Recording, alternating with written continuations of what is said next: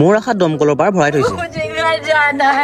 তো কাহিনী মানে এনেকুৱা, আজি হৈছে 2 মাহেই, সেইকাৰণে এইফালে মাতাশ্ৰীৰ উৎপাত হৈছে নামঘৰ যাবলৈ। মানে এতিয়া আবেলি দোকান মই চলাব লাগিব। এইফালে মাতাশ্ৰী ওলাই মেলি টমটমত উঠি গ'লগে। মই আকৌ লাগি গ'লো চাহ পানী বনাবলৈ। কাষ্টমাৰ ৰখিয়ে আছে আৰু ধুনীয়াকৈ একাপ চাহ বনাই কাষ্টমাৰজনক দি দিলোঁ। তেওঁ খাই বিস্কুট, তাকো এটাই আছিল।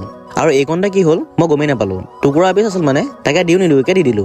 বাৰু এইবোৰ বাদ দিয়ক, এয়া চাওক একদম দমকলৰ পাৰ বাচনেৰে ভৰি আছে। উপায় নাই, টাইমে পোৱা নাই। বাৰু এতিয়া মই টুল এখন পকেট খুৱাই লৈ ঘড়ীটো খুলি কামত লাগি গ'লো কাম কৰা মানুহ বুলি। কিন্তু আধাখিনি ধোৱা নহ'লেই। আকৌ চাহৰ কাষ্টমাৰ আহিল, আকৌ চাহ বনাই তেওঁক খাব দিলোঁ। তাৰপিছত ৰুটি আছে লাষ্ট 1 প্লেট, ভাজিও শেষ হ'ল। তাকে এজনক দি পেলাই ৰুটিৰ কাহিনী আজিলৈ ইমানতে সামৰি মাৰিলোঁ। এতিয়া চাগে আৰু বাচন ধুব টাইম নহ'ব। আকৌ আজি ডাঙৰ কথা এটা হ'ল, আজি মানে চিংৰা বনোৱা নহ'ল। মা গুচি গ'ল নামঘৰ, মই আকৌ অকলে টাইমে নাপালোঁ। আৰু চিংৰা বনোৱা মানে 2-3 ঘণ্টা গুচি যায়। উপায় নাই, বহুত কাষ্টমাৰ উভতি গ'ল। বাৰু মাতাশ্ৰী আহি পালেহি, দোকান এতিয়া মাতাশ্ৰীক এৰি দিলোঁ। মই আগফালে মোৰ মিনি ফেনখন লগাই লৈ অলপ বহি ল'লোঁ। তো এতিয়া আৰু অলপমান আড্ডা মাৰি মেলি দোকান সামৰি ঘৰ যামগে। তো আজিলৈ ইমানেই, কাইলৈ লগ পাম।